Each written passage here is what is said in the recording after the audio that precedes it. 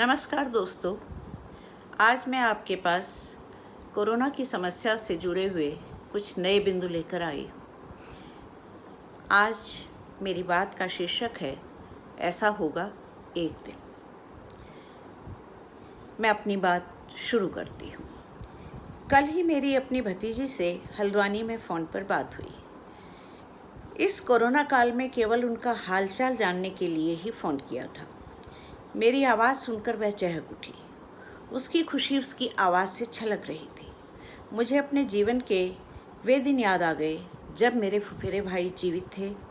उनके घर के दरवाजे हमेशा सभी के लिए खुले रहते थे। वह कुमाऊं विश्वविद्यालय में कार्यरत थे। तब मेरा जब मन चाहता था मैं नैनीताल उड़कर चली जाती थी। मेरा यायावरी मन उनके स्नेह की अतुल धारा के कारण नैनीताल को अपने पिता के घर की तरह ही अपना घर समझता था।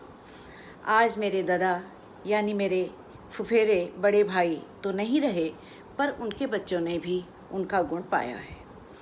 मुझे मेरी भतीजी ने बताया कि हल्द्वानी में कोरोना के कारण अभी इतनी भयावह स्थिति नहीं है। लोग सामाजिक दूरी का ध्यान रख रहे हैं, पर खुले घर होने के कारण दम घुटने जैसा वातावरण नहीं है, जैसा कि दिल्ली में लगने लगा है। जिंदगी सहज रूप से चल रही है। सुनकर सुक्कर लगा, पर मन ही मन इच्छा उठने लगी कि रिटायर होने के बाद पहाड़ में ही घर बनाना चाहिए था। अपनी पुरानी ज़मीन की ओर लौटने की ख्वाहिश मचलने लगी, लेकिन ख्वाहिशें तो ख्वाहिशें हैं, उनका क्या।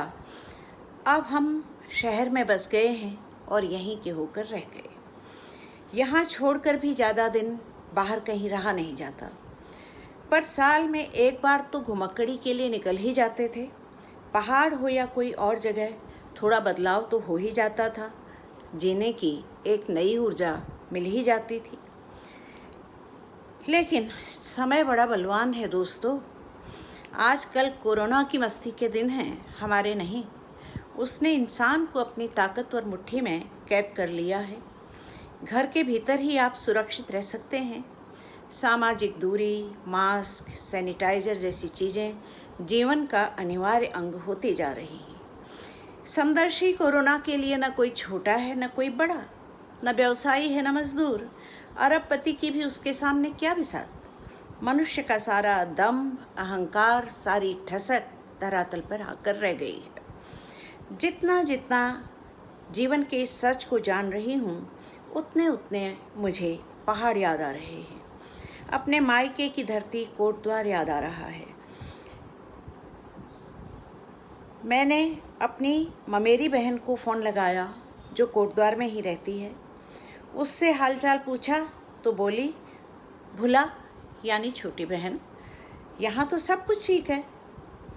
यह पूछने पर कि क्या कर रही है, उसने जवाब दिया, खेतों की तरफ आई हुई हूँ। धान के पनीर यानी पौध की रोपाई चल रही है। कितनी भाग्यवान है वह। हम लोग तो फ्लैटों की दीवारों में कैद हैं, बाहर निकलने से महरूम।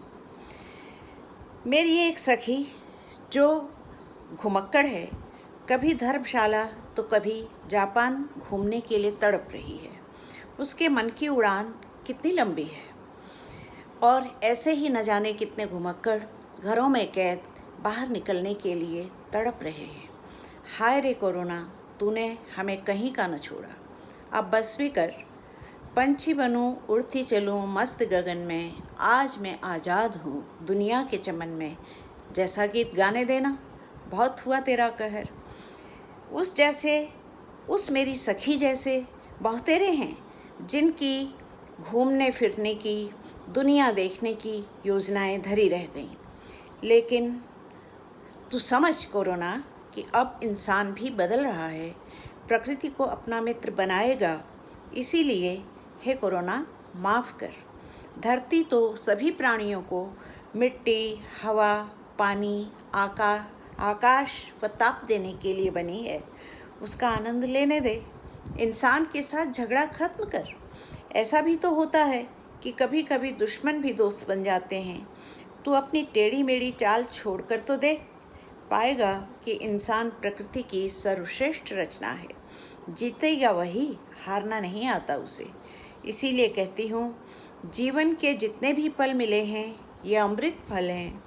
निराशा से बाहर निकल उम्मीद का हाथ पकड़ दौड़ेंगे एक दिन हरी भरी वादियों में या समुद्र तट पर, या खेलेंगे एक दिन नदी की लहरों के साथ। ऐसा होता है, ऐसा होगा एक दिन।